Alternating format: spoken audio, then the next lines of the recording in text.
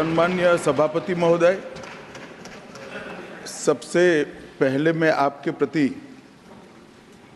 आभार का भाव प्रकट करना चाहता हूं कि इस महत्वपूर्ण चर्चा में आपने मुझे हिस्सा लेने का मौका दिया है। महोदय, ये चर्चा जो है, ये चर्चा एक और तो हमारे संविधान के कारण हमारा देश इतना कितना आगे बढ़ा इसका जनता को एहसास कराएगी। दूसरी ओर हमारे संविधान की मूल भावनाओं के कारण ही 75 साल में लोकतंत्र के मूल पाताल तक गहरे गए हैं, इसका भी एहसास होता है।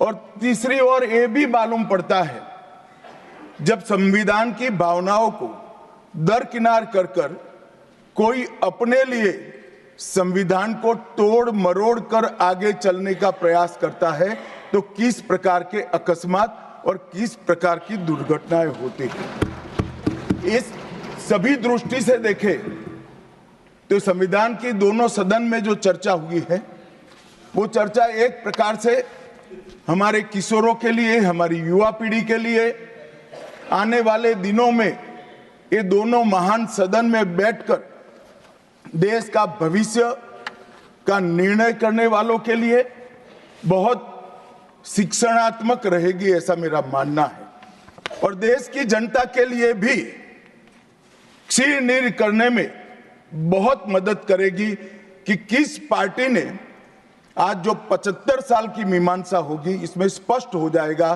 किस पार्टी ने जब जब जनता ने शासन अपने वो पार्टी के हाथ में दिया, संविधान का सम्मान किया है या नहीं किया है। मान्यवर, बहुत लंबी आजादी की लड़ाई के बाद हम आजाद हुए।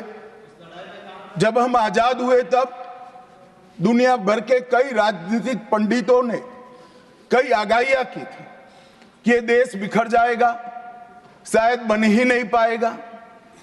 कुछ लोगों ने ऐसी आगाही की थी कि यहां डेमोक्रेटिक वैल्यू प्रस्तापित हो ही नहीं पड़ सकते, एकता हो ही नहीं सकती, और ये देश आर्थिक रूप से कभी भी आत्मनिर्भर नहीं हो पाएगा। और आज जब 75 साल के समय के बाद संविधान को स्वीकार करने के बाद पीछे मुड़कर देखते हैं, तो सरदार पटेल का मैं अब धन्यवाद करना चाहता हूं कि सरदार साहब के अथक परिश्रम के कारण आज देश एक होकर मजबूती से दुनिया के सामने खड़ा।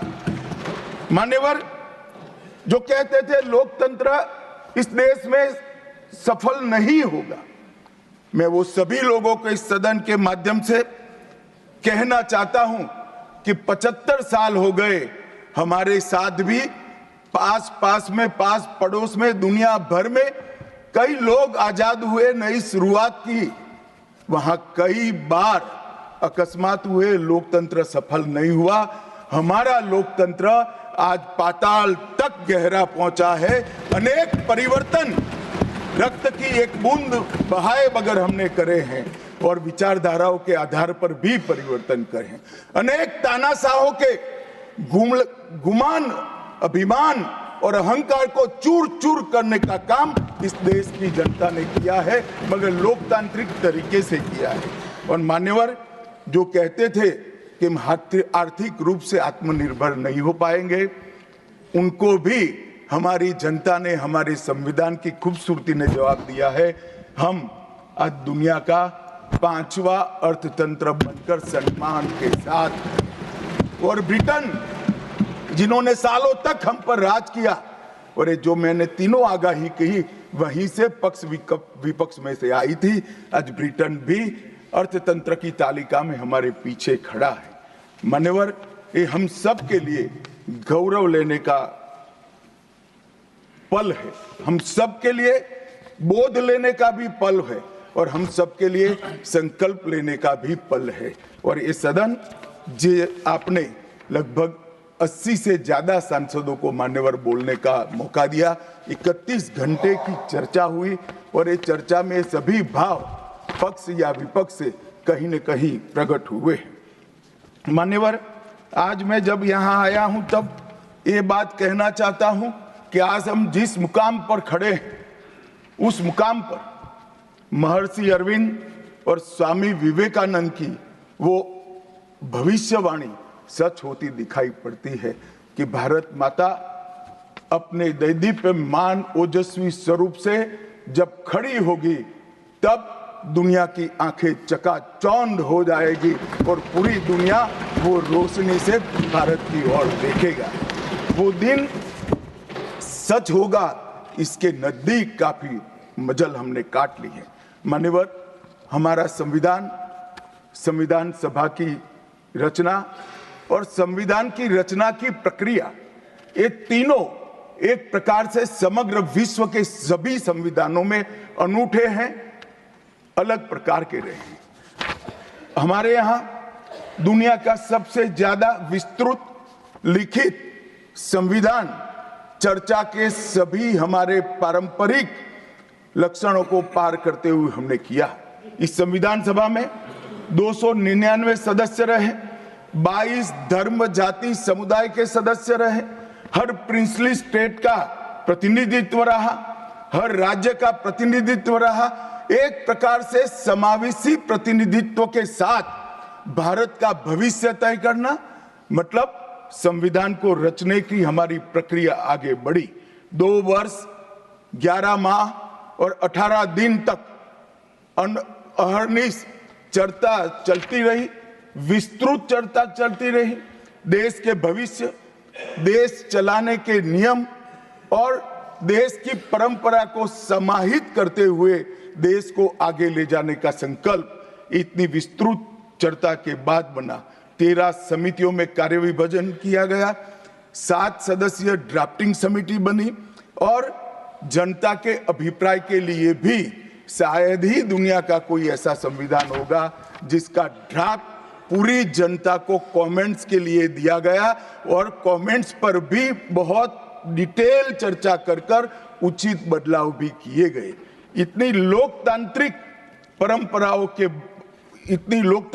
परंपरा से और प्रक्रिया से बना हुआ हमारा संविधान 295 अनुच्छेद, 22 भाग और 12 अनुसूचियों में बटा है और ये सभी संविधान के अनुच्छेद, भाग और अनुसूचियां हैं वो विश्व में कोई भी संविधान से ज्यादा उदात्त और उत्तुंग मानव मूल्यों का सृजन करने वाले रहे हैं। मान्यवर, इसलिए हम सबको इस पर गर्व है और हम सब ये संविधान को हमेशा मस्तक झुकाकर प्रणाम करते हैं। मैं एक विशेष उल्लेख करना चाहूंगा मान्यवर, नंदलाल बोस जो गुरुवर टैगोर के अंतेवासी थे, बहुत बड़े कलाकार थे। इन्होंने 4 वर्ष का समय लेकर संविधान को सजाने का काम किया और उन्होंने जो संविधान लिखा गया था इसके अनुरूप घटनाओं को संविधान के अंदर उकेरने का भी काम किया। इतिहास, धर्म, संस्कृति और परंपरा, सबसे मानव जीवन के उच्च मूल्य देने वाली सभी संदेशों को, घटनाओं को उन्होंने चित्र रूप में यहाँ पर उकेरा।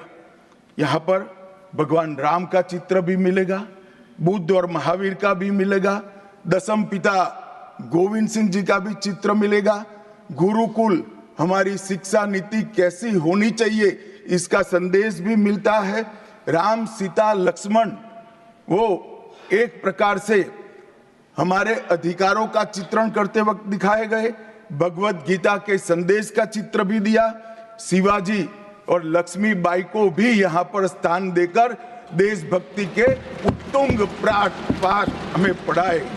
नालंदा यूनिवर्सिटी हमारी प्राचीन शिक्षा पद्धति का हमें स्मरण कराती है और नटराज जीवन में बैलेंस कैसे होना चाहिए वो बैलेंस के सिद्धांत को भी प्रतिरूपित करता है।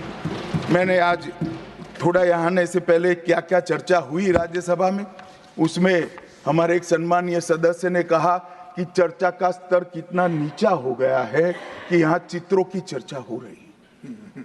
मान्यवर, अगर संदेश लेना नहीं आता तो संविधान का भी कोई उपयोग नहीं।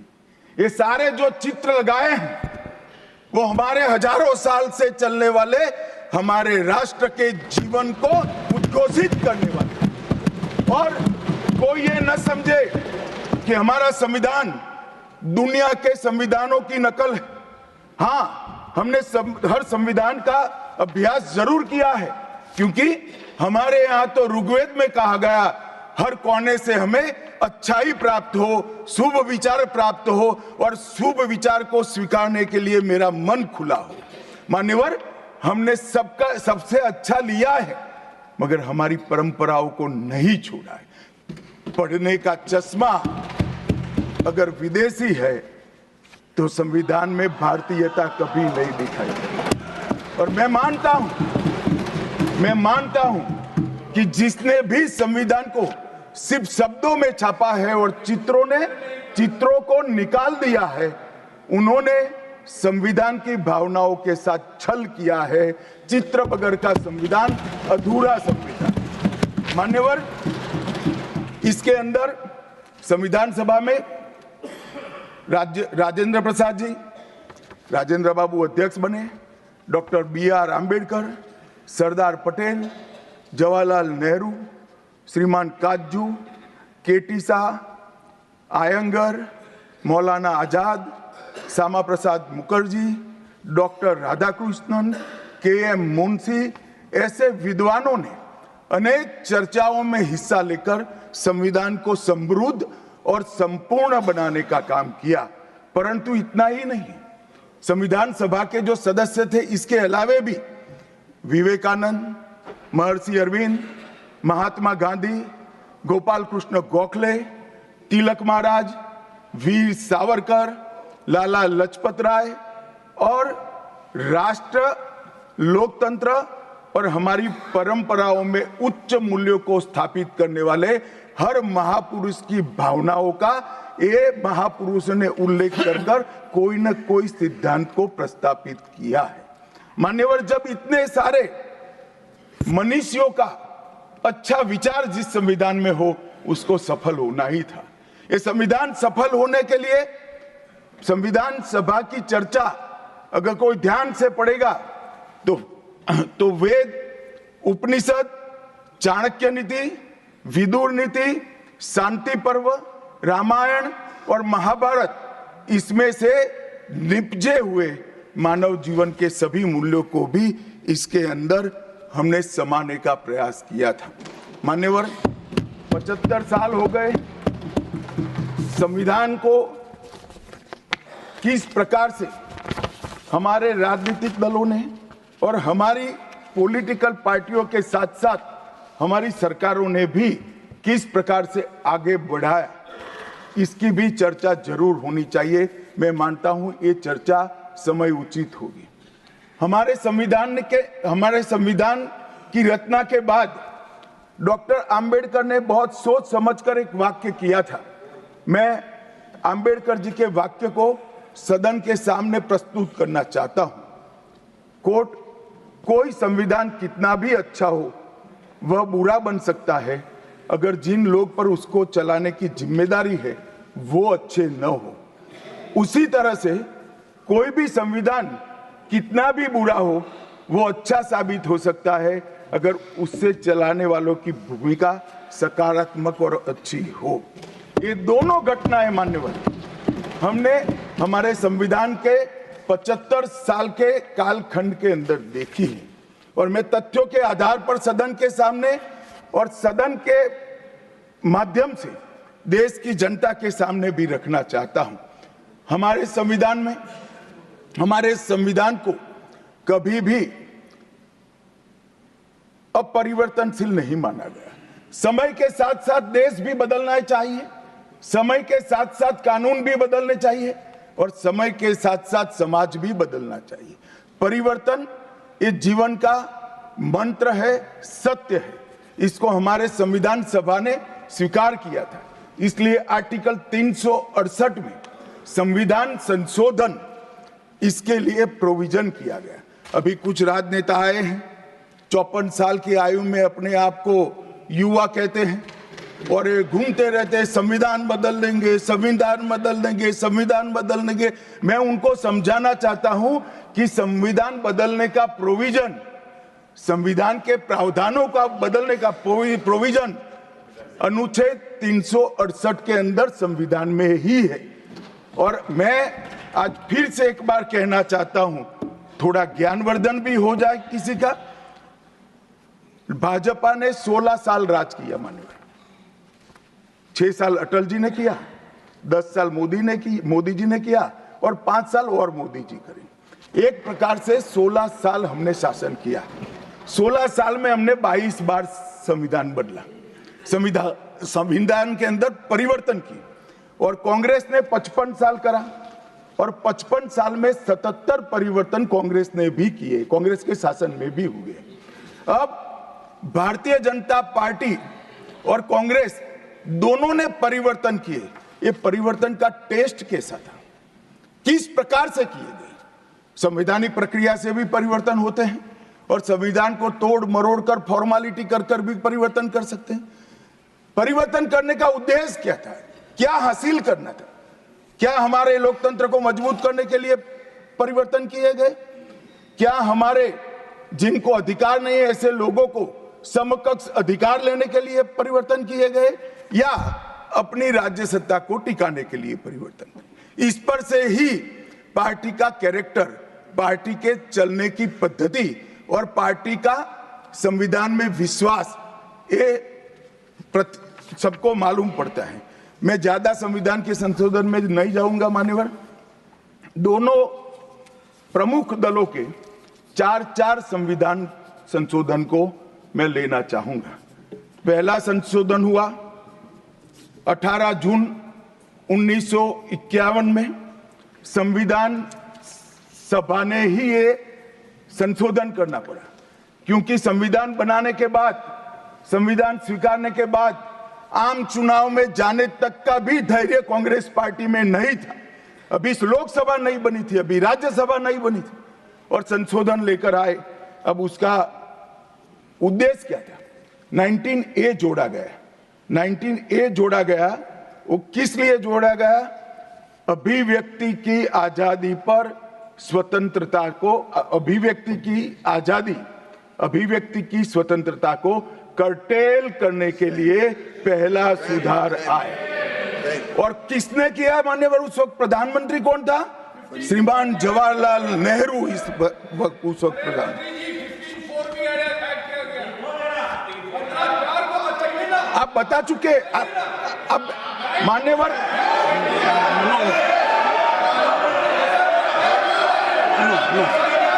No sit down. Jairam ji, he not yielding. We heard leader of the opposition. मान्यवर, Unless there is yielding, let us hear. मान्यवर, मेरा लंबा अनुभव है आजकल करते हुए। मुझे 30 साल हो गए विधानसभा और लोकसभा राज्यसभा में बैठे हुए। संसद में भाषण करने का मेरा अनुभव है मान्यवर। वो विरोध तभी कर सकते हैं जब मेरी बात सच न हो। अगर मेरी बात सच नहीं हो तो बताए वो। संविधान संशोधन नंबर 1, अब सुनिए, संविधान संशोधन नंबर 1 वो अभिव्यक्ति की आजादी को कर्टेल करने के लिए ही लाया गया था और जवाहरलाल नेहरू के लिए लाया गया। मान्यवर, 24वां संविधान संशोधन, 24वां संविधान संशोधन जवाहरलाल नेहरू जी की सुपुत्री इंदिरा जी उस वक्त प्रधानमंत्री थी। पार्टी तो वही सत्ता में थी, कांग्रेस पार्टी। 5 नवंबर 1971 को संविधान में संशोधन किया गया, 24वां संशोधन। और संविधान संशोधन के माध्यम से संसद को मौलिक अधिकार, नागरिकों के मौलिक अधिकार कम करने का अधिकार दे दिया। तो एक प्रधानमंत्री कांग्रेस पार्टी के अभिव्यक्ति की स्वतंत्रता का टेल करते हैं, दूसरे प्रधानमंत्री उसी परिवार से आते हैं, वो नागरिकों के मौलिक अधिकार को कर्टेल करने का अधिकार लेते हैं। और 39वां संविधान संशोधन अब तो इंतहाई कर दी मान्यवर, सब सीमाओं को पार कर दिया। मान्यवर, आप तो अधिवक्ता रहे हैं। 10 अगस्त 1975 का वो दिन हमारे संविधान के इतिहास में बहुत, जब भी जिक्र होगा काले अक्षरों से ही इसका जिक्र करना पड़ेगा। उस वक्त 39वां संविधान संशोधन आया मान्यवर। 39वां संविधान संशोधन क्या था? इंदिरा गांधी जी के चुनाव को इलाहाबाद हाईकोर्ट ने अमान्य घोषित कर दिया। अब ये अभी कुछ नहीं है, ईवीएम ले लेकर घूमते हैं, हारते हैं और ईवीएम ले लेकर, ईवीएम ने हरा दिया, ईवीएम ने हरा दिया, ईवीएम ने हरा दिया। सुप्रीम कोर्ट ने 24 बार ईवीएम की अर्जी नकार दी। चुनाव आयोग ने 3 दिन ईवीएम 10 से 5 बजे तक रखा कि भाई कोई हैक कर कर बताए। कोई नहीं गया, सुप्रीम कोर्ट में कोई नहीं गया, और हारते हैं तो ईवीएम का दोष निकालते हैं। मान्यवर, एक ही समय, एक ही दिन 2 परिणाम घोषित। एक महाराष्ट्र में सुपड़ा साफ हो गया, जो जनादेश के साथ द्रोह किया था, इसका दंड महाराष्ट्र की जनता ने दिया और दूरबीन लेकर दिखाई नहीं पड़ते, और उसी दिन वो झारखंड में जीते। तो महाराष्ट्र में ईवीएम खराब है और झारखंड में टप से जाकर नए कपड़े पहनकर शपथ ले ली। अरे भाई, जरा तो शर्म करो, जनता देख रही है। एक जगह ईवीएम सही है, एक जगह ईवीएम खराब है। मान्यवर, ऐसा कैसे हो सकता है? और मान्यवर, यहां पर इलाहाबाद हाईकोर्ट ने इंदिरा गांधी जी के चुनाव को निरस्त कर दिया, अमान्य किया, और उन्होंने संशोधन से प्रधानमंत्री पद की न्यायिक जांच पर भी प्रतिबंध लगा दिया। आपको जो करना है वो करो, कोई न्यायिक जांच नहीं है। ये अभी जो अधिकारों की गुहार लेकर घूमते हैं मेरे कम्युनिस्ट भाई, मैं उनको पूछना चाहता हूं, किसके साथ बैठे हो? किसके साथ बैठे हो? रात को अंधेरा कर कर अपनी आत्मा को टटोलना भैया, मालूम पड़ेगा। और ये संविधान संशोधन मान्यवर रिट्रोस्पेक्टिव इफेक्ट से किया गया कि पुराना भी मुकदमा है तो वो खारिज हो जाएगा। कभी ऐसा होता है? हमारे प्रधानमंत्री तो कहते हैं मैं प्रधानमंत्री नहीं हूं, प्रधान सेवक। और कोई कहता है कि मुझ पर मुकदमा नहीं हो सकता, मैं शासक हूं, शासक के खिलाफ उंगली नहीं उठाई जाती। भले संविधान ने अधिकार दिया, वो अधिकार हम समाप्त कर देते हैं। और मान्यवर, ऐसे ऐसे सुधार किए हैं। मान्यवर, उस वक्त भी श्रीमती इंदिरा गांधी थी और 42वां संविधान संशोधन आया। मान्यवर, अभी अभी सुबह दूसरे सदन में 1 नेशन 1 इलेक्शन का बिल पेश हो रहा था। सारी कांग्रेस पार्टी और इनके साथी दल लोकसभा को, विधानसभा और लोकसभा का कार्यकाल बदलने का अधिकार नहीं। मैं सुन रहा था, है नहीं है तो जब बिल आएगा तब चर्चा करेंगे। परंतु भाई, आपने क्या किया? 42वें संशोधन से 3 जनवरी को लोकसभा और राज्य की विधानसभाओं का सामान्य कार्यकाल 5 वर्ष से बढ़ाकर 6 साल कर दिया। क्यों किया? कि अभी चुनाव होगा तो हम हार जाएंगे, इसलिए लोकसभा को ही लंबा कर दो। इतनी निर्लज्जता के साथ विश्व में कोई संविधान संशोधन नहीं हुआ होगा। मान्यवर, दूसरा, कुछ कानून पारित करने थे।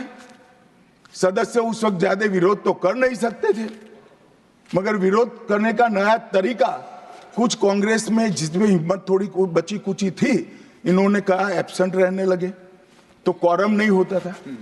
तो फरवरी 1 को संविधान संशोधन किया कि संसद और राज्यसभा में क्वारम की आवश्यकता नहीं है। वाह, 5 लोग भी है तो चला लो भाई। इसके बाद राष्ट्रपति शासन की अवधि, खड़गे साहब, किया है तो सुनना पड़ेगा, हिम्मत के साथ सुनना पड़ेगा। मान्यवर, राष्ट्रपति शासन की अवधि 6 महीने तक बढ़ा दी। मान्यवर, ये 4 संशोधन, मैं समझ रहा हूं क्यों गुस्सा आ रहा है, मान्यवर। Sir, he is not yielding. Honorable Home Minister is not yielding. Are you yielding, sir? मान्यवर, मैं आपको एड्रेस करूंगा।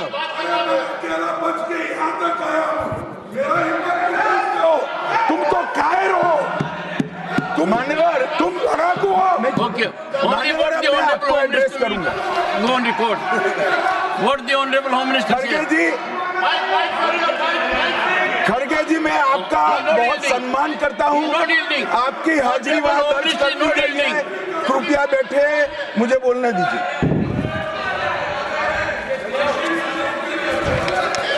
मान्यवर, ये चारों संशोधन मैं मेरी पार्टी के दफ्तर से नहीं ला सकता। ये चारों संशोधन संविधान में हुए, किसी को अदालत ने निरस्त किया, किसी को जनता पार्टी की सरकार आई तब उसको निरस्त किया, कुछ लिंगरिंग टेस्ट में रह गए, पर ये चारों संशोधन वास्तविकता है। ये 4 संशोधन से कांग्रेस पार्टी की संविधान सुधार करने की मंशा क्या है?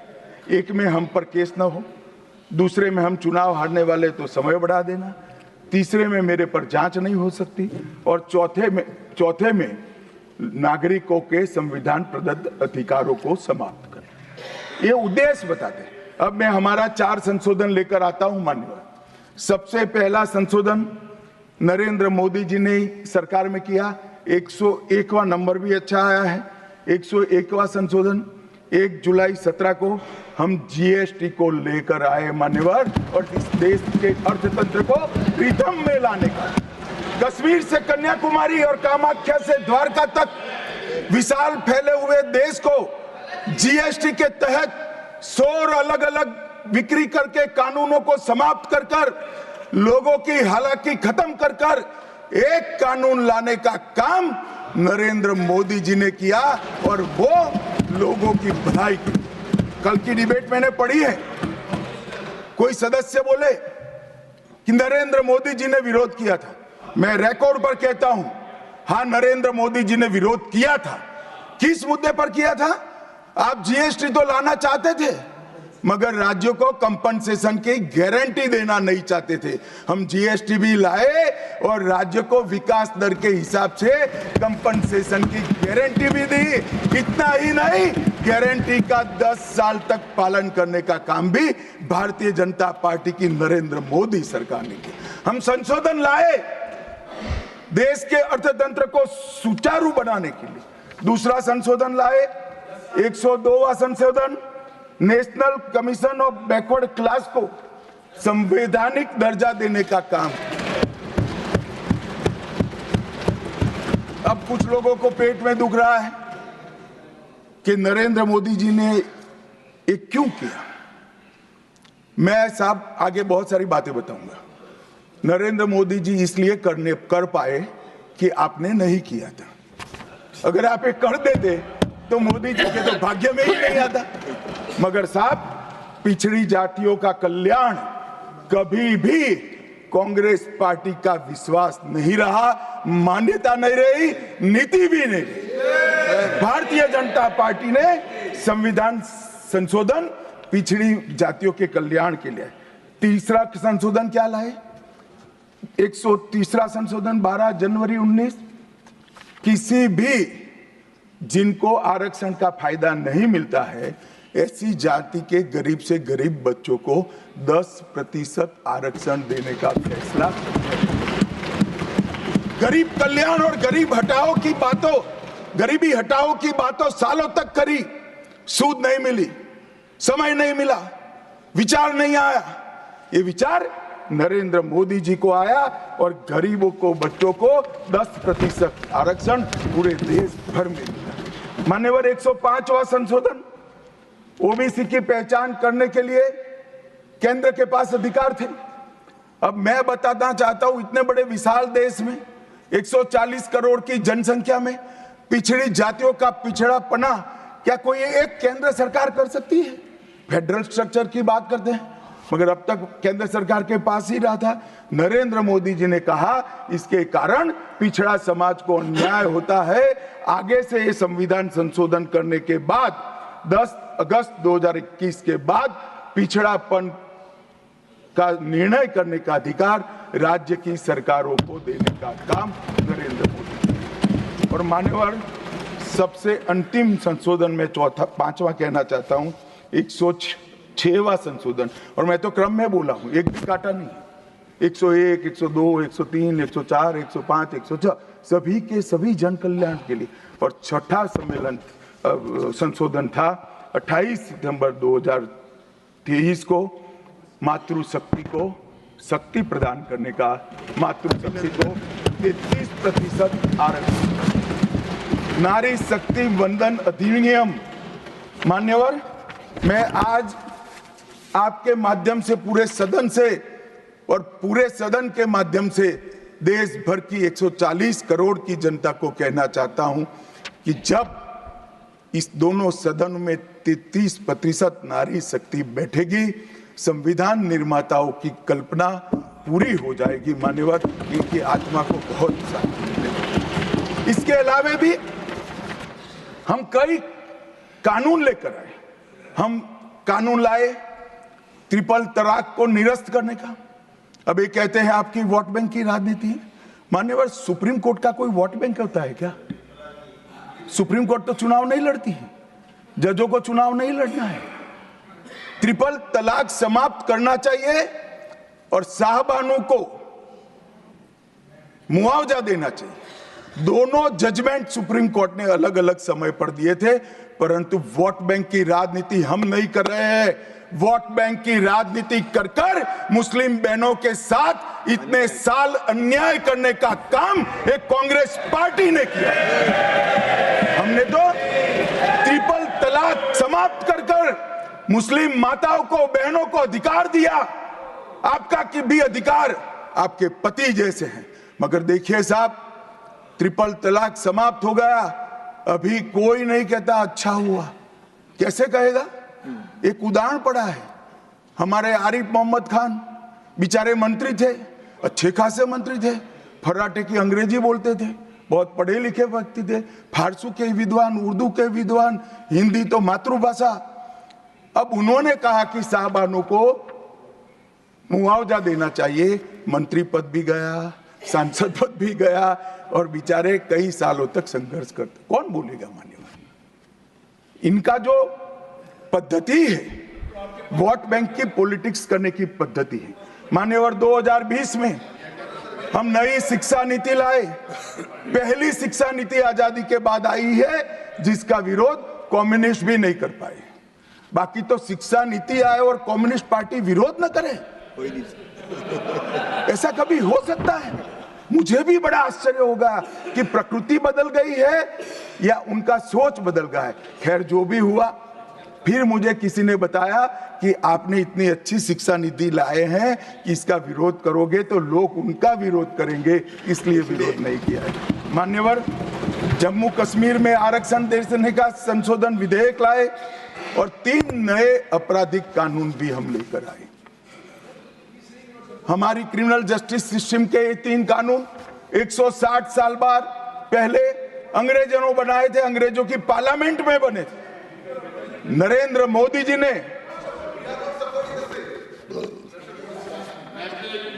माननीय नरेंद्र मोदी जी ने बीएनएस, बीएनएसएस और बीएसए के माध्यम से हमारी संपूर्ण न्यायिक आपराधिक न्याय प्रणालिका को भारतीयकरण करने का काम नरेंद्र मोदी जी। और वो कानून जो अंग्रेजों को राज टिकाने के लिए बने थे, वो कानून को समाप्त कर कर हमारे संविधान ने हमारे नागरिकों को जो अधिकार दिए हैं, समय पर न्याय मिलना चाहिए। इसका करने का काम नरेंद्र मोदी जी ने किया। इस देश को गुलामी की मानसिकता से आजाद करने का काम कई सालों के बाद अगर किसी ने किया तो हमारे नेता नरेंद्र मोदी ने किया। और आप तो कई साल तक, अटल जी की सरकार आई, कई साल तक बजट शाम को 5:30 बजे रखते थे। क्यों शाम को 5:30 बजे रखते थे? क्योंकि इंग्लैंड की रानी के घड़ी में उस वक्त 11 बजते थे। आजादी के इतने सालों तक अंग्रेज की रानी के घड़ी से बजट रखने की आदत थी, वो भी किसी ने बदला तो भारतीय जनता पार्टी ने बदला, अटल बिहारी वाजपेयी। मान्यवर, संविधान के सम्मान की बहुत बातें हुई, मगर संविधान का सम्मान सिर्फ बातों में नहीं होना चाहिए, कृति में भी होना चाहिए, करतूतों में भी होना चाहिए और कल्पना में भी होना चाहिए। जब कृति में नहीं है, करतूतों में नहीं है, तो कल्पना में आ ही नहीं सकता। अभी मैंने इस चुनाव में अजीबोगरीब नजारा देखा मान्यवर, अजीबोगरीब नजारा था। आज तक इतने साल चुनाव हुए, किसी ने आम सभाओं में संविधान को लहराया नहीं। संविधान को लहराकर, झूठ बोलकर जनादेश लेने का कुत्सित प्रयास कांग्रेस पार्टी के नेताओं के माध्यम से। मान्यवर,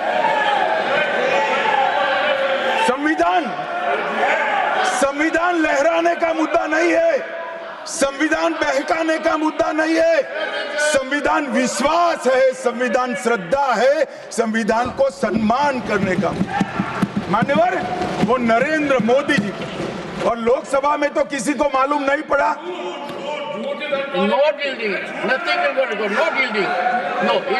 मान्यवर, लोकसभा में तो किसी को मालूम नहीं पड़ा, लोकसभा में तो किसी को मालूम नहीं पड़ा।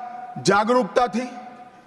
महाराष्ट्र में भी लहराने के अलावे बांटने गए तो एक पत्रकार के हाथ में भी आ गया, खोला तो मान्यवर पूरा कोरा था, अंदर कुछ लिखा ही नहीं था, प्रीएम्बल भी नहीं था। मान्यवर, इतना बड़ा छल। आपकी बात नहीं कर रहा मैं, ये तो पकड़े जाने के बाद तो सब लोग सुधर जाते हैं। मान्यवर, 75 साल के इतिहास में, संविधान के आयुष्य में, संविधान के नाम पर इतना बड़ा छल मेरे जीवन में तो मैंने ना देखा है ना जाना है। और कारण ढूंढते हैं कि क्यों हारे। मैं बता दूं, कारण मत ढूंढिए, कमेटी की जरूरत नहीं है। संविधान और आरक्षण करते थे, लोग जान गए कि संविधान फर्जी लेकर घूमते हो तो लोगों ने हरा दिया। मान्यवर, ये प्रति जो लेकर घूमते हैं, इसमें गोखले साहब ने क्या लिखा है वो एक बार पढ़ लें। उन्होंने लिखा है कि इंदिरा जी और कांग्रेस पार्टी ने संविधान पर सबसे ज्यादा कठोर कुठाराघात करने का काम किया है। जो प्रति लेकर घूमते हैं ना, उसकी प्रस्तावना में लिखा गया। माननीय अध्यक्ष, माननीय सभापति महोदय, माननीय सभापति महोदय, संविधान कैसे तोड़ा मरोड़ा जा सकता है, इसके भी मैं 2 उदाहरण देना चाहता हूं। हमारे सेना के जवान, सुरक्षा दलों के जवान, वो हमारी मातृभूमि की 1 इंच भूमि पर जान देने के लिए तैयार है। सैकड़ों हजारों लोग शहीद हुए 1 इंच भूमि के लिए। और मान्यवर, किसी को भी भूमि देनी है तो आर्टिकल 1 अमेंड करना पड़ेगा। आर्टिकल 1 में हमारे भूभाग की व्याख्या की गई है, इसको बदलना पड़ता है। तमिलनाडु के पास एक टापू था, कच्चा तीवू टापू। वो टापू 1974 में अचानक ही एक एग्रीमेंट कर वन फाइन मॉर्निंग लंका को दे दिया गया। मान्यवर, चलो भाई, बहुमत था आपका, मान लो, ऐसे भरोसे से किया होगा कि संसद मेरा सम्मान रखेगी, परंतु बाद में भी ये आर्टिकल 1 का बदलाव आज तक नहीं आया है और वो हमारा भूभाग आज हमारा हिस्सा नहीं है। मान्यवर, ऐसा खिलवाड़ भारत नहीं, दुनिया के किसी भी देश में शासकों द्वारा संविधान के साथ नहीं किया होगा। मान्यवर, आप तो अधिवक्ता है। 35A को कॉन्स्टिट्यूशन ऑर्डर से, राष्ट्रपति महोदय के ऑर्डर से दाखिल किया गया। अब दाखिल तो हो सकता है, पर कॉन्स्टिट्यूशन ऑर्डर को दोनों सदन की परमिशन चाहिए, जो हमने धारा 370 हटाने के लिए ली। मैं आज कांग्रेस के मित्रों को पूछना चाहता हूं, जो संविधान की दुहाई देते हैं, 35A जब आपने लागू किया, इसके कॉन्स्टिट्यूशन ऑर्डर पार्लियामेंट में कब डिबेट में आया, कब मतदान हुआ, किसने पारित किया? पार्टी को तो निजी परिवार की जागीर समझते हो, संविधान को भी निजी परिवार की जागीर आप लोग समझ रहे हैं। मान्यवर, इतना बड़ा छल देश की 2 संसदों के साथ किया है। एक पूरा 35A डाल दिया संसद संविधान में, पार्लियामेंट के पास सब्जेक्ट ही नहीं है। देश का भूभाग दे दिया, पार्लियामेंट के साथ विषय ही नहीं आया। किस प्रकार से आपने संविधान के साथ खिलवाड़ किया है, किस प्रकार से आपने देश को चलाया है, ये देश की जनता को आज इस बहस से मालूम पड़ना चाहिए। मान्यवर, आपातकाल, अभी बड़ी बड़ी उदात्त भावनाओं का स्मरण कांग्रेस के मेरे दोनों सदनों के साथी सदस्य कर रहे थे। यंग सदस्य करे तो मैं समझता हूं, शायद इन्होंने इतिहास न पढ़ा हो, मगर जो लोग आपातकाल के वक्त थे वो भी करते थे। किसी की भी स्मृति इतनी अल्पकालीन कैसे हो सकती है? मान्यवर, क्या हुआ था आपातकाल में? लाखों लोग कोई अपराध के बगैर जेल में ठूस दिए गए, लाखों लोग, कोई पॉलिटिकल पार्टी बाकी नहीं है। आज इनके साथ बैठे हैं, उनमें से भी कुछ लोग जेल में थे, वो भी नहीं बोलते हैं। न्यायालय में डर का माहौल, मीडिया पर सेंसरशिप। इंडियन एक्सप्रेस ने अपना संपादकीय एक भी शब्द लिखे बगैर का कोरा संपादकीय प्रकाशित करा, क्योंकि लिख नहीं सकते थे। श्रीमान शुक्ला साहब से एडिट कराना होता था, वापिस ही नहीं आता था, तो उन्होंने कोरा अखबार ही निकाल दिया। इस तरह से विरोध किया और तय हो गया मान्यवर, एक व्यक्ति कहेगी वही कानून होगा। और क्यों किया? देश पर आक्रमण हुआ था क्या? देश की आंतरिक सलामती ठीक नहीं थी क्या? ना ना ना ना ना ना, ऐसा कुछ नहीं हुआ था। सिर्फ इतना हुआ था कि इलाहाबाद हाईकोर्ट ने उनको सांसद के रूप में अयोग्य ठहरा दिया था। अपनी कुर्सी जाने वाले, चुनाव नहीं कराना था।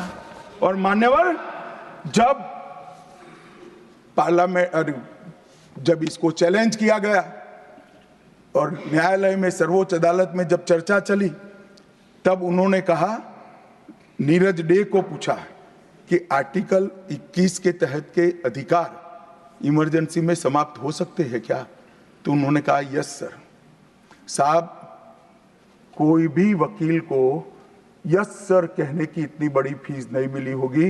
नीरज डे 11 साल तक अटॉर्नी जनरल रहे, एक यस सर कहने का। मान्यवर, डीओ ड्राफ्ट जो होता है वो कैबिनेट में, कैबिनेट मंत्रालय से आता है। कैबिनेट मंत्रालय में डीओ ही नहीं है। कैबिनेट का जो प्रस्ताव होता है कैबिनेट मंत्रालय के थ्रू जाता है, मगर आज कैबिनेट में कोई रिकॉर्ड नहीं है कैबिनेट मंत्रालय में। मैं तो छोटा था मान्यवर, मुझे जेल में नहीं जाना पड़ा। मेरी आयु होती तो मेरा भी सौभाग्य होता, पूरे 19 महीने इसके विरोध में मैं जेल में रहना पसंद करता, परंतु मैं छोटा था। मुझे इमरजेंसी की मालूमात कैसे पड़ी? मैं बीना का गीतमाला सुनता था, बीना का गीतमाला अचानक बंद हो गई, तो मैंने घर में झगड़ा किया कि बीना का क्यों गीतमाला क्यों नहीं आती।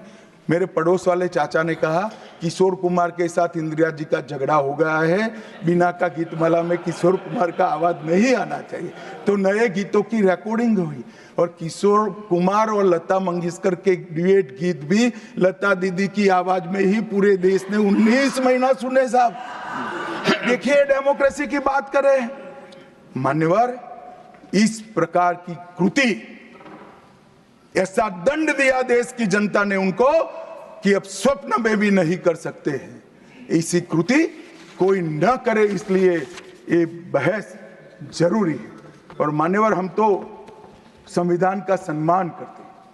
नरेंद्र मोदी जी ने संविधान दिन मनाने की बात रखी तो एक वरिष्ठ कांग्रेसी नेता ने कहा, क्या जरूरत है संविधान दिन की, 26 जनवरी तो है।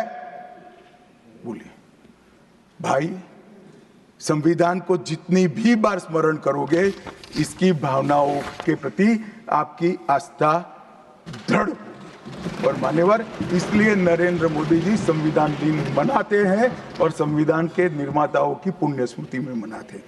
मान्यवर, उस वक्त आज ही मुझे किसी शायर ने दुष्यंत कुमार की पंक्ति भेजी है इमरजेंसी के लिए। मैं ज्यादा भाषण इमरजेंसी पर करना नहीं चाहता, परंतु मैं जरूर कहना चाहूंगा।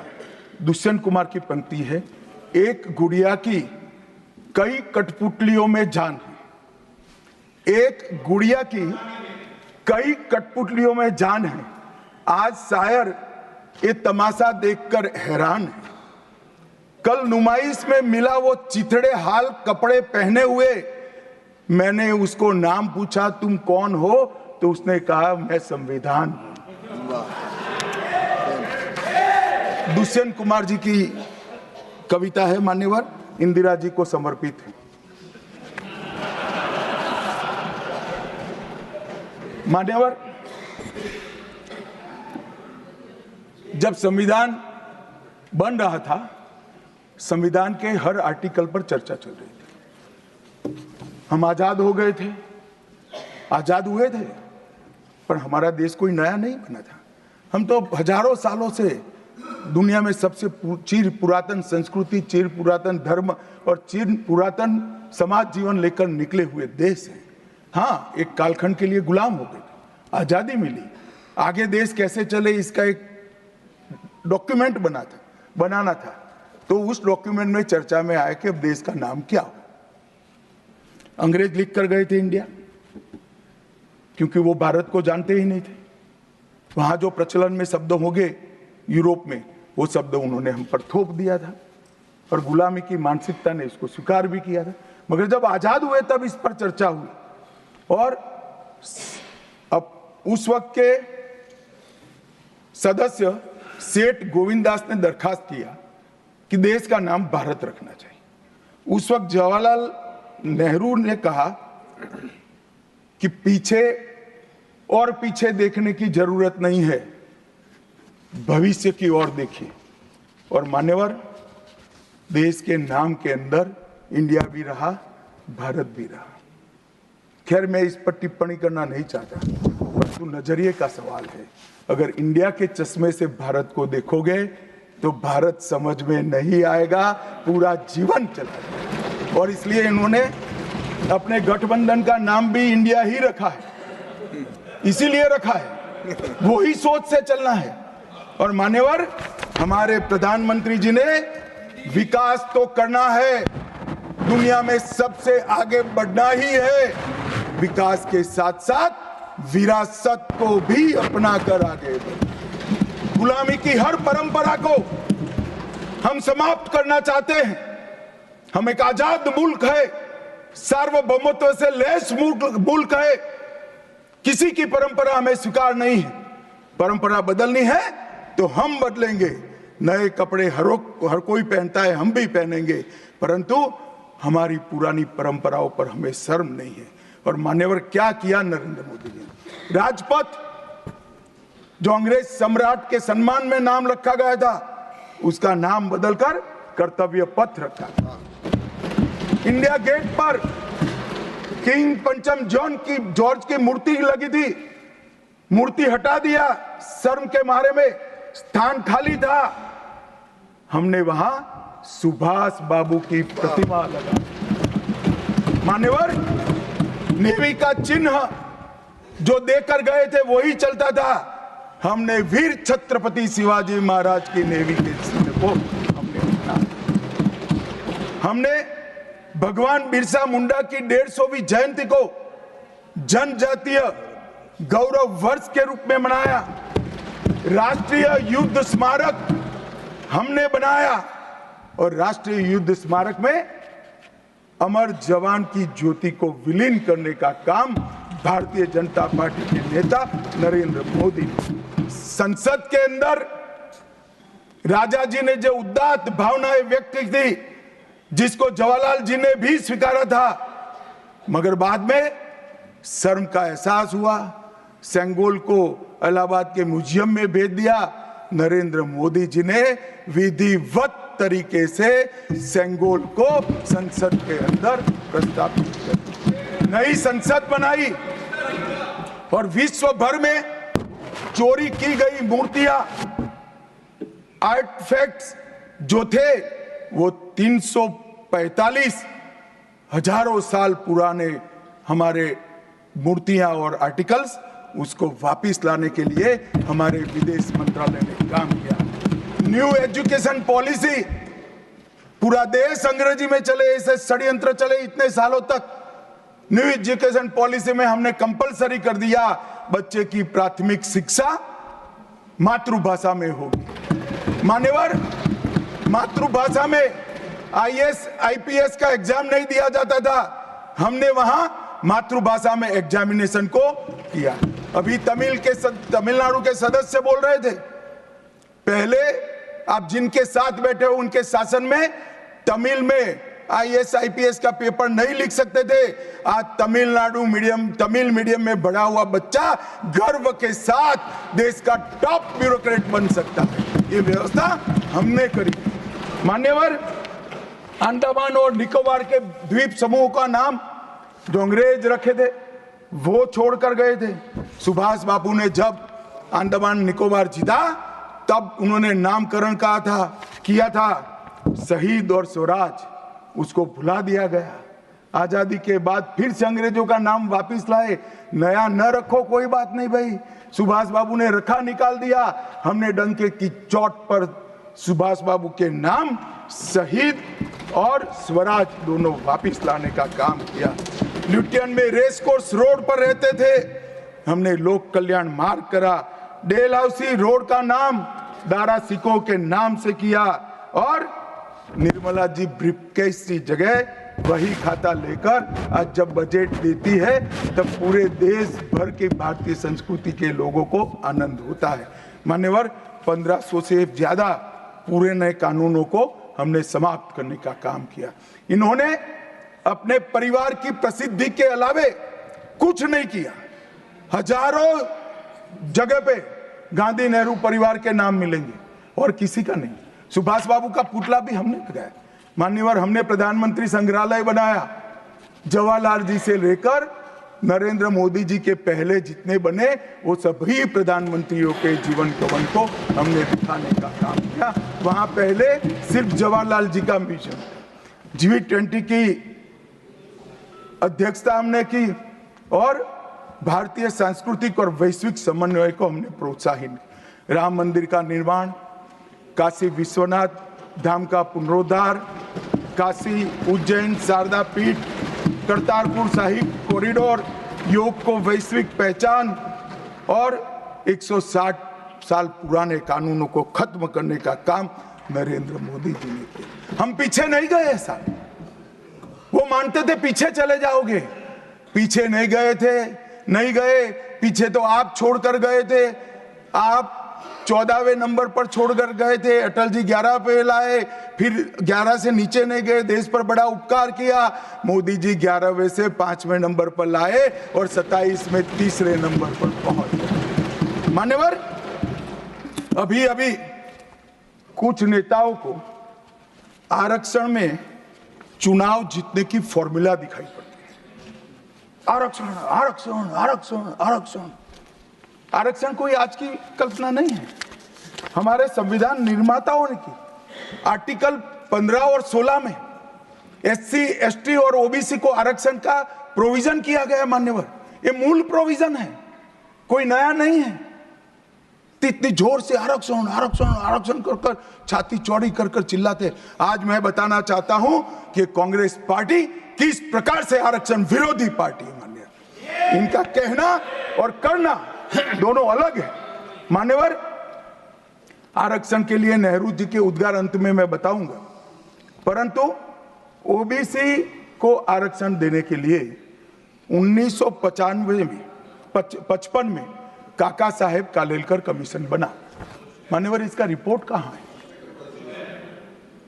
दोनों सदन के रिकॉर्ड पर मैंने ढूंढा, कहीं नहीं, बुला दिया गया। क्यों? क्योंकि ओबीसी को आरक्षण मिलता था। बैठिए बैठिए बैठिए ना, मैं प्रक्रिया बताता हूं। अर्ध सत्य नहीं बोलता हूं भाई। एक सेकंड, छिपा कैसे सकते हो? छिपा कैसे सकते हो? बाबा साहब आंबेडकर का संविधान है, देश में लोकतंत्र है, कैसे छिपाओगे मान्यवर? कोई भी रिपोर्ट आता है, कोई भी रिपोर्ट आता है, अरे सुनो, अब कोई भी रिपोर्ट आता है उसको कैबिनेट के सामने रखना पड़ता है, फिर इस पर कार्यवाही जो की उसकी रिपोर्ट के साथ संसद के सामने रखना है। सही कह रहे हैं, उन्होंने संसद में लाने की जगह पुस्तकालय में रख दिया। ओबीसी का आरक्षण इन्होंने लाइब्रेरी में रख दिया। और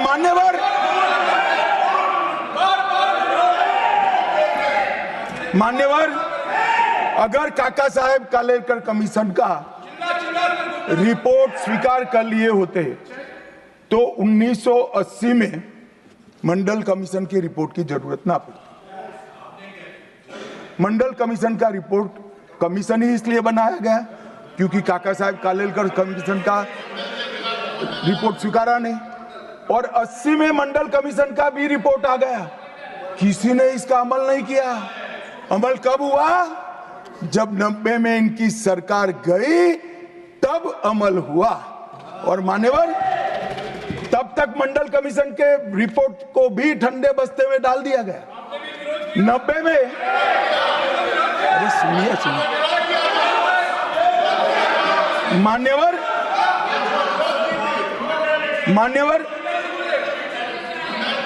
मंडल कमीशन के रिपोर्ट को जब स्वीकार किया गया, लोकसभा में प्रतिपक्ष के नेता थे श्रीमान राजीव गांधी।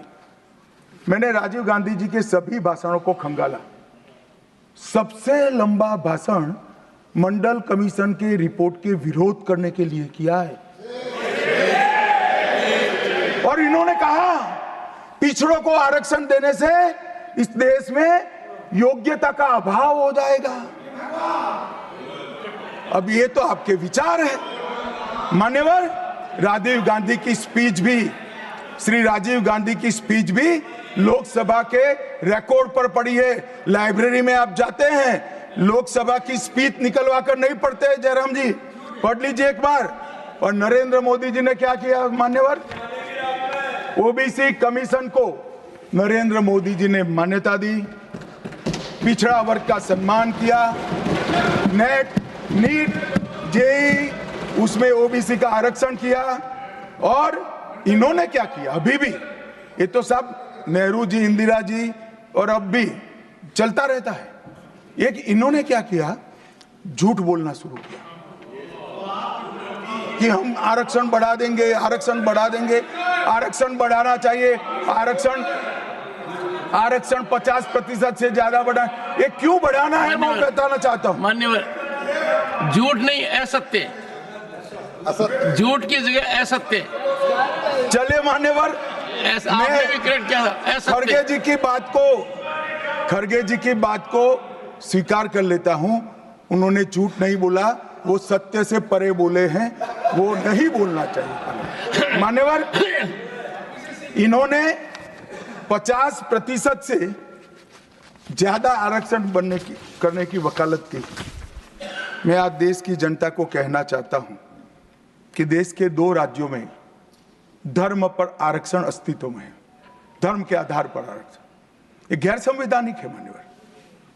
संविधान सभा की कोई भी डिबेट आरक्षण के प्रावधान करने वाले आर्टिकल की पढ़ लीजिए, इसमें स्पष्ट किया गया है कि कोई भी आरक्षण धर्म के आधार पर नहीं हो सकता, आरक्षण पिछड़ापन के आधार पर।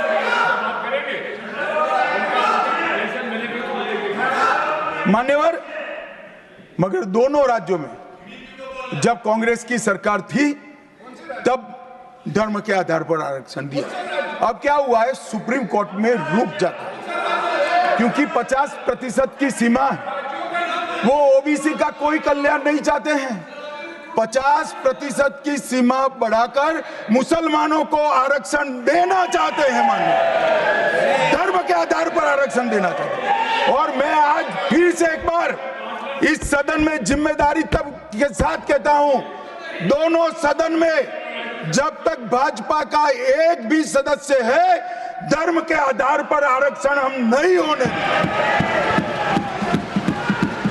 संविधान विरोधी मान्यवर। मैं अब कांग्रेस पार्टी ने कभी धर्म के आधार पर आरक्षण नहीं दिया? अरे दिया है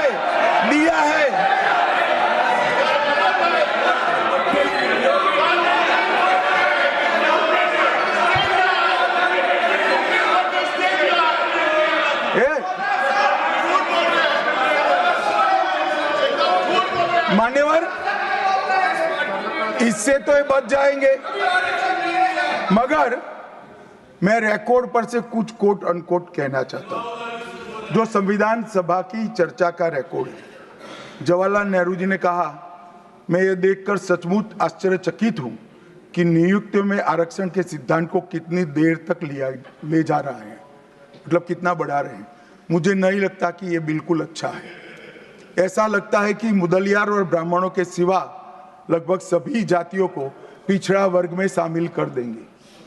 मान्यवर, सरकारी सेवाओं में आरक्षण के लिए इनके विचार थे। मैं इस बात से चिंतित हूं कि सरकारी सेवाओं में नियुक्ति के लिए जिस तरह से बहुत सारी जातियां और समूहों के आरक्षण के प्रस्ताव आते हैं, यह बहुत बुरी प्रवृत्ति है। इससे सरकारी कामकाज और आम तौर पर विकास और सार्वजनिक जीवन में गिरावट आएगी। मान्यवर, ये इनके विचार है, आज तक नहीं बदले, यही विचार है। मगर अभी जोर से बोलना, एक शब्द का प्रयोग मैं नहीं कर सकता, आगे गलती हो गई थी।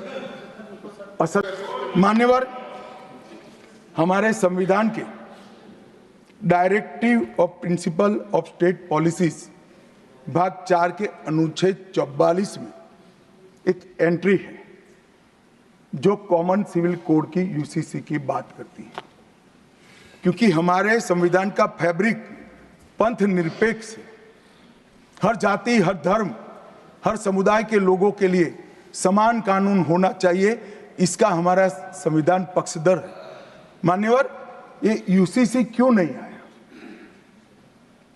यूसीसी इसलिए नहीं आया कि संविधान सभा समाप्त होने के बाद, चुनाव होने के बाद, पहले प्रधानमंत्री जवाहरलाल नेहरू जी मुस्लिम पर्सनल लॉ लेकर आए और यूसीसी नहीं आया। मैं आज कांग्रेस पार्टी को इस सदन में सार्प पूछना चाहता हूं, क्या पंथ निरपेक्ष राष्ट्र के अंदर सभी धर्मों के लिए एक कानून होना चाहिए या नहीं होना चाहिए? इसकी कांग्रेस पार्टी स्पष्टता करे। क्या आप मुस्लिम पर्सनल लॉ का समर्थन करते हैं? और मान्यवर, इससे बड़ा छलावा नहीं हो सकता। मान्यवर, इससे बड़ा छलावा नहीं हो सकता। इन्होंने हिंदू कोड बिल भी ला दिया। हिंदू कोड बिल उठाकर देख लिए। हम तो नहीं चाहते कि हिंदू न्याय शास्त्र के आधार पर इस देश का कानून बने, अभी के जीवन के मूल्यों के आधार पर कानून बनना चाहिए। मगर हिंदू कोड बिल में एक भी पुरानी हिंदू न्याय व्यवस्था का कोई नामो निशान नहीं है। हिंदुओं को बुरा न लगे इसलिए मुस्लिम पर्सनल लॉ दिया, तो सामान्य कानून को हिंदू कोड बिल बना दिया। मान्यवर, चलो मैं तो कहता हूं कि खड़गे जी और जयराम जी कह रहे हैं कि भाई पर्सनल लॉ का अधिकार मिले तो हमें आपत्ति नहीं है, तो फिर पूरा सरिया लागू करिए। क्रिमिनल में क्यों सरिया निकाल दिए? बताओ भाई, क्या चोरी करे इसके हाथ काट दोगे? कोई इससे जगद्य महिला के साथ अपराध करे तो पत्थर मारकर मार दोगे? देशद्रोही को रोड पर सूली चढ़ाओगे? तो विवाह के लिए, निकाह के लिए पर्सनल लॉ, वारिस के लिए पर्सनल लॉ और क्रिमिनल सरिया क्यों नहीं भाई? अगर उनको देना ही है तो पूरा ही दे देते, पूरा दे देते। मान्यवर, ये इन्होंने तुष्टीकरण की शुरुआत वहीं से करी है। मुस्लिम पर्सनल लॉ इस देश में संविधान आने के बाद तुष्टीकरण की शुरुआत। आर्टिकल 14 और 15 का ये भंग है। अंबेडकर जी, लोहिया जी, के.एम. मुंशी, एच.वी. कामत, ये सब ने इसका विरोध किया है। 1973 से 16 तक 11 बार देश की सुप्रीम कोर्ट ने यूसीसी लाने का आग्रह देश की और राज्य की सरकारों ने किया है। आप नहीं ला सकते, तुष्टीकरण से ऊपर नहीं उठते। मैं बैठिए, मैं बताता हूं। मान्यवर, हमने ही उत्तराखंड में भारतीय जनता पार्टी की सरकार ने यूसीसी लाया। हमारा काम करने का तरीका, मैं आपके माध्यम से दिग्विजय सिंह को कह रहा हूं। वो कहते हैं कौन रोकता है? हम खुद रोकते हैं। कारण बताऊं मैं? सुनने का धैर्य चाहिए, क्योंकि हमारा तरीका है कि लोकतांत्रिक तरीके से काम किया जाए। समाज के जीवन में इतना बड़ा सामाजिक बदलाव करने वाले कानून को उत्तराखंड सरकार ने मॉडल कानून के रूप में पारित किया है। इसकी न्यायिक मीमांसा होगी, इस पर सामाजिक चर्चा होगी, धर्म के विद्वान चर्चा करेंगे, कुछ सजेशन आएंगे तो इसको स्वीकारेंगे और बाद में भारतीय जनता पार्टी की सरकार हर राज्य में कॉमन सिविल कोड लेकर आए। आज तक नहीं मिला, वो भी कांग्रेस पार्टी के तुष्टीकरण की नीति थी। मान्यवर, अभी एक फैशन होगा है, अभी एक फैशन होगा है, अंबेडकर अंबेडकर अंबेडकर अंबेडकर अंबेडकर अंबेडकर। इतना नाम अगर भगवान का लेते तो 7 जन्मों तक स्वर्ग मिल जाता। अच्छी बात है ना? ना सुनिए तो, सुनिए ना, आप सुनिए ना, मैं बताता हूं। हमें तो आनंद है कि अंबेडकर का नाम लेते हैं। अंबेडकर का नाम अभी 100 बार ज्यादा लो, परंतु साच अर्थ में अंबेडकर जी के प्रति आपका भाव क्या है ये मैं बताता हूं। मान्यवर, अंबेडकर जी को देश की पहली कैबिनेट से इस्तीफा क्यों दे दिया? अंबेडकर जी ने कई बार कहा कि अनुसूचित जातियों और जनजातियों से हुए व्यवहार से मैं असंतुष्ट हूं, सरकार की विदेश नीति से मैं असहमत हूं और आर्टिकल 370 से मैं असहमत हूं। इसलिए वो छोड़ना चाहते थे। उनको आश्वासन दिया गया, आश्वासन पूरा नहीं हुआ। उन्होंने इग्नोरेंस के चलते इस्तीफा दे दिया और एक श्री बी.सी. रॉय ने पत्र लिखा कि अंबेडकर और राजा जी जैसे 2 महानुभाव मंत्रिमंडल छोड़ेंगे तो क्या होगा। तो नेहरू जी ने उनको जवाब में लिखा है, राजा जी के जाने से तो थोड़ा बहुत नुकसान होगा, अंबेडकर के जाने से मंत्रिमंडल कमजोर नहीं होता है।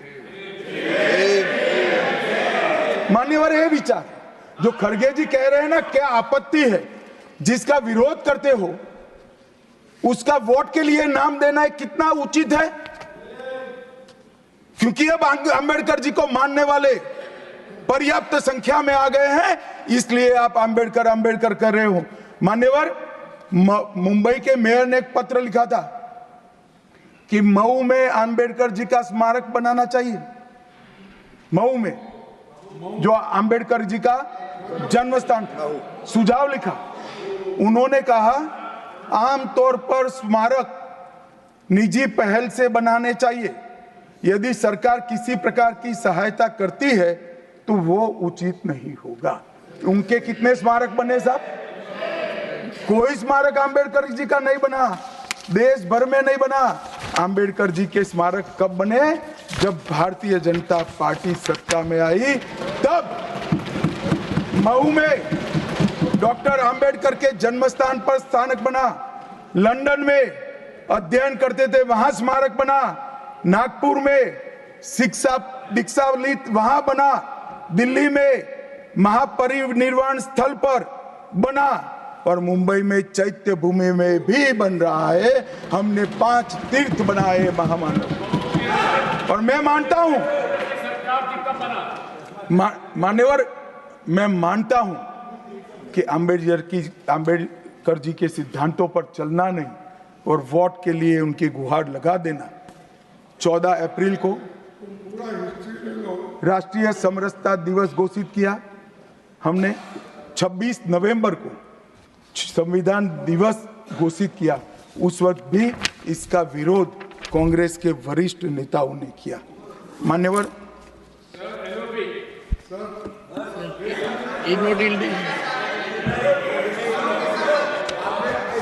मान्यवर 370 पर कई बार चर्चा हुई है। मैं ज्यादा कहना नहीं चाहता। सब जानते हैं कि एक टेम्पररी प्रोविजन को अनौरत संतान की तरह अपनी गोदी में 70 साल तक कांग्रेस ने खिलाने का काम किया और 370 हटाने के लिए लोहे का जिगर चाहिए। और जब देश के प्रधानमंत्री नरेंद्र मोदी जी 2019 में फिर से प्रधानमंत्री बने, एक ही झटके से इसी सदन में 370 और 35 को समाप्त। इसी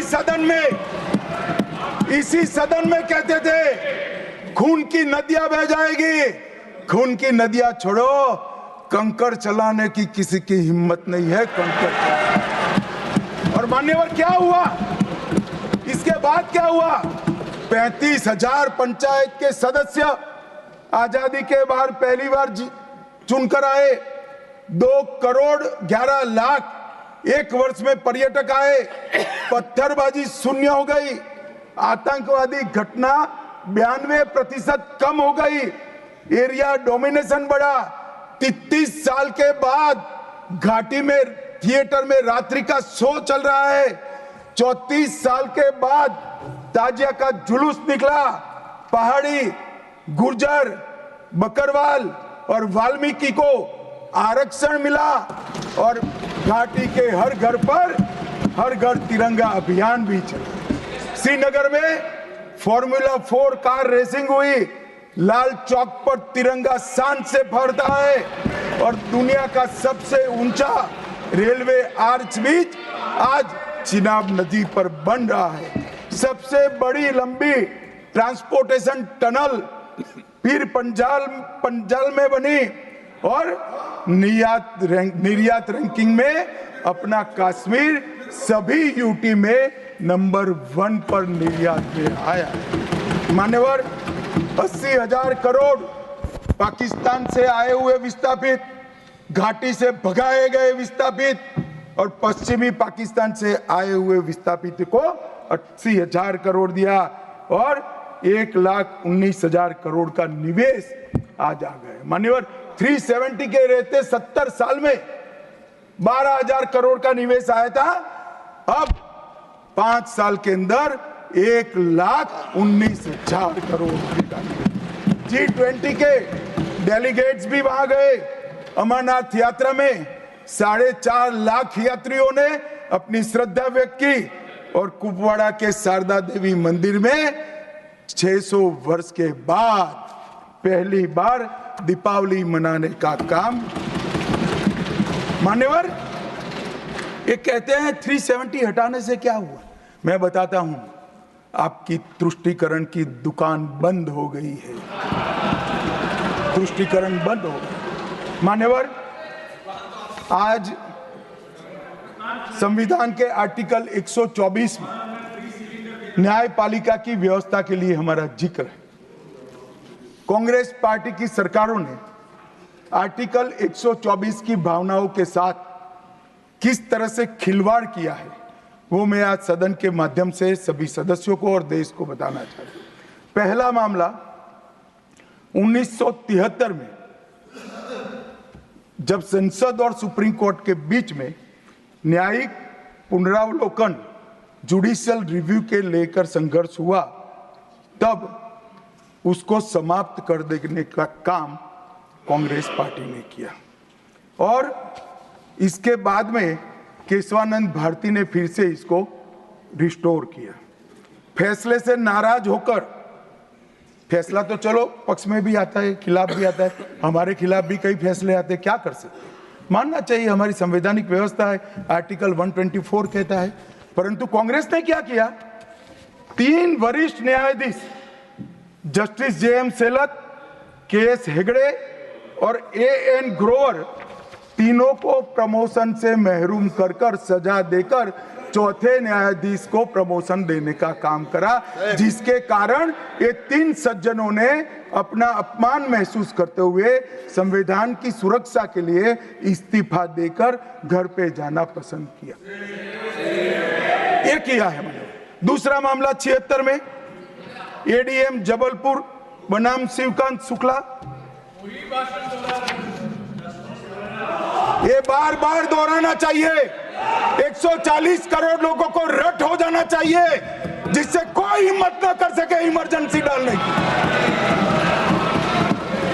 हर बच्चे को रटाना चाहिए कि तानाशाहों को क्या करना चाहिए। मान्यवर ADM जबलपुर,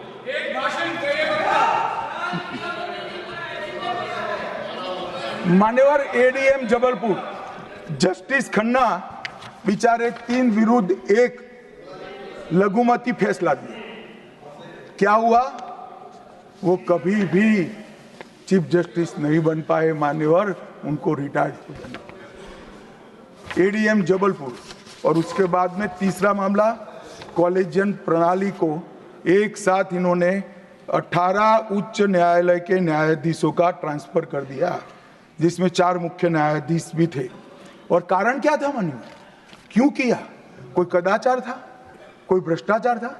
ना ना ना ना, ये सभी 18 उच्च न्यायालय के न्यायाधीशों ने प्रत्यक्षीकरण मतलब हेबियस कॉर्पस को एंटरटेन किया, जो उनका संवैधानिक अधिकार है। इमरजेंसी में कैसे हेबियस को आप एंटरटेन कर सकते हो, इस मुद्दे पर उन्होंने इसको आगे कर दिया। मान्यवर आर्टिकल 34, 14 और 21 इसकी सेंस को निकाले तो हर व्यक्ति को समानता से जीने का अधिकार है। हम कम्युनिस्ट सोच से बना हमारा संविधान नहीं है। सब समझते हैं कि व्यक्ति की माली हालत इसका भाग्य, परिश्रम और बुद्धिमत्ता के आधार पर तय होती है। हर व्यक्ति एक समान माली हालत में नहीं रह सकता, मगर आर्टिकल 14 और 21 का मतलब इतना तो जरूर निकलता है कि इनको बेसिक सुविधाएं मिल जाए, घर मिले, बिजली मिले, पानी मिले, खाना मिले, इलाज मिले, शिक्षा मिले।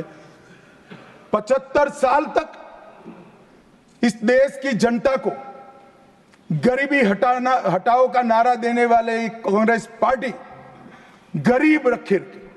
और मान्यवर 10 साल में नरेंद्र मोदी जी ने 9.6 करोड़ गरीब महिलाओं को उज्ज्वला का कनेक्शन देकर उनके घर में गैस पहुंचा। 12 करोड़ गरीबों के घर में शौचालय पहुंचे। शुद्ध पीने का पानी 12.65 लाख करोड़ घरों में पहुंचा। 18,000 गांवों में बिजली पहुंची। 14.5 करोड़ किसानों के खाते में 2.40 लाख करोड़ रुपया सीधा डीबीटी से पूरा ट्रांसफर हुआ। 36 करोड़ आयुष्मान भारत के कार्ड बने और 8.19 करोड़ दर्दियों ने उससे मुफ्त में अपना इलाज कराया है। और मान्यवर अब 70 साल से अधिक कोई भी आय वर्ग का व्यक्ति हो, इसको 5 लाख तक का इलाज मोदी सरकार ने, प्रधानमंत्री जी ने फ्री कर दिया। 36 राज्यों में 80 करोड़ लोगों को one nation one ration card दिया, 5 किलो अनाज मुफ्त दिया, 25 लाख करोड़ रुपए की राशि सीधी बैंक खातों में डीबीटी के माध्यम से गई है। 11,000 करोड़ रुपया 1 करोड़ लाभार्थी को, रेहड़ी पटरी वालों को दिया, और सबसे बड़ी बात 2 करोड़ लखपति दीदी बनाने का काम नरेंद्र मोदी। और मान्यवर विश्वकर्माओं के लिए भी काम कर। अभी मान्यवर ये बात मैं बहुत संवेदनशील होकर के आप सदन के सामने रखता हूं। लोकसभा में चर्चा हो रही थी, कांग्रेस पार्टी के एक वरिष्ठ सदस्य ने कहा सावरकर के लिए जो उन्होंने उद्गार निकाले मैं तो रिपीट नहीं कर सकता। मान्यवर, सावरकर जी के सामने जो वीर लगा है ना, वो कोई सरकार, कोई पॉलिटिकल पार्टी की चुनी हुई सरकार ने नहीं दिया है। इसके सामने वीर, उनकी वीरता के कारण 140 करोड़ लोगों ने। मान्यवर, ऐसा उत्कृष्ट देशभक्त जिसके लिए ऐसे उच्चारण देश की सबसे बड़ी पंचायत में होते हैं, इसके बारे में कोई जानकारी लिए बगैर लगातार कई सालों से झूठ फैलाया जाता है। मैं आज रिकॉर्ड पर कहना चाहता हूं मान्यवर,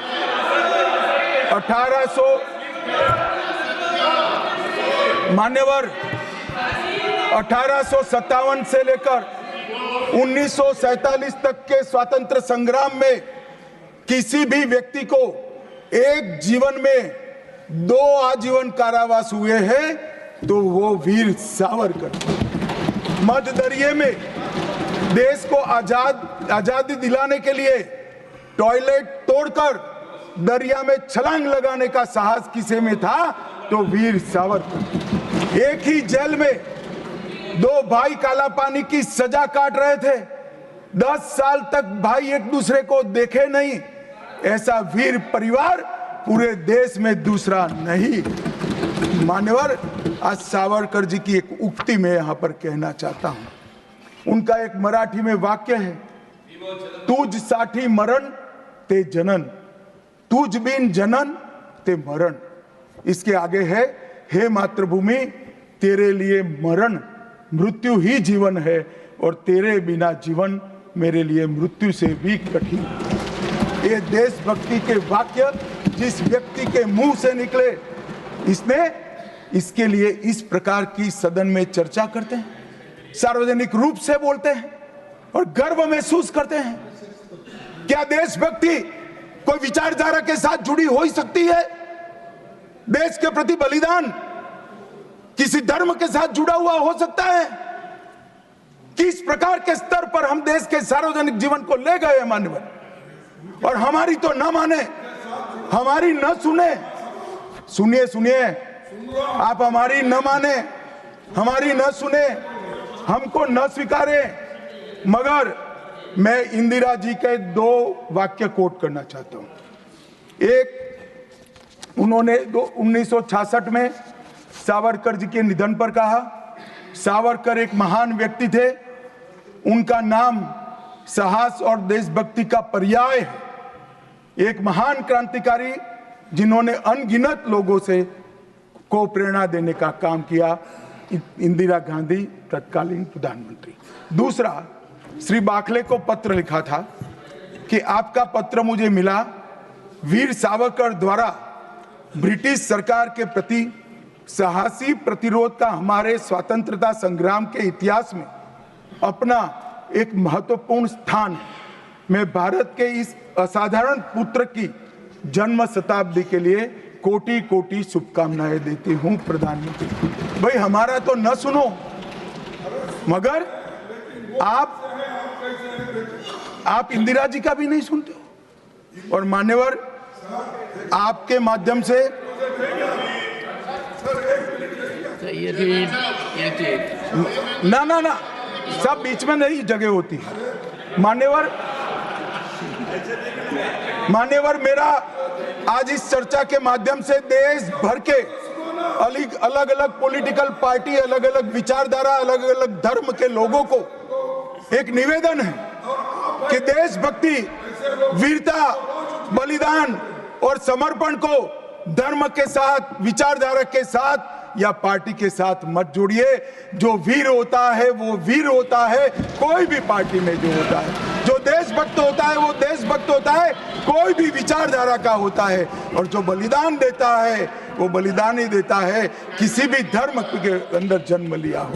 मान्यवर, ये बहुत नीचा विचार है, एक स्तर से नीचा विचार। और मैं चाहता हूं कि आज की चर्चा से देश की जनता इस प्रकार के चीजों का जवाब मांगना शुरू करे। मान्यवर, कांग्रेस पार्टी ने, हमारे संविधान ने 3 चीजों को, हर आर्टिकल का हार्द निकालेंगे तो कहीं ना कहीं इसे और जाएगा। 3 चीजों को हमारे संविधान ने नहीं स्वीकारा, क्योंकि हम लोकतंत्र में हैं, परिवारवाद नहीं होना चाहिए, पंथ निरपेक्ष राष्ट्र है इसलिए तुष्टीकरण नहीं होना चाहिए, और जन कल्याणकारी राज्य है इसलिए भ्रष्टाचार नहीं होना चाहिए। मुझे कई बार लगता था कि कांग्रेस पार्टी क्यों संविधान का सम्मान नहीं करती है, मगर जब ये 3 शब्द मैंने पढ़े तो मुझे मालूम पड़ा कि अगर वो संविधान की भावनाओं का संविधान करेंगे, सम्मान करेंगे, तो तुष्टीकरण, परिवारवाद और भ्रष्टाचार तीनों को छोड़ना पड़ेगा। इसके बगैर उनका अस्तित्व टिक ही नहीं सकता। परंतु एक व्यक्ति गरीब के घर से जन्म लेकर आता है, चाय बेचने वाला बेटा, जिसकी सास पुश्तों में न आगे कोई राजनीति में है ना कोई पीछे है, एक गरीब है मान्यवर, और तुष्टीकरण को नहीं मानता है।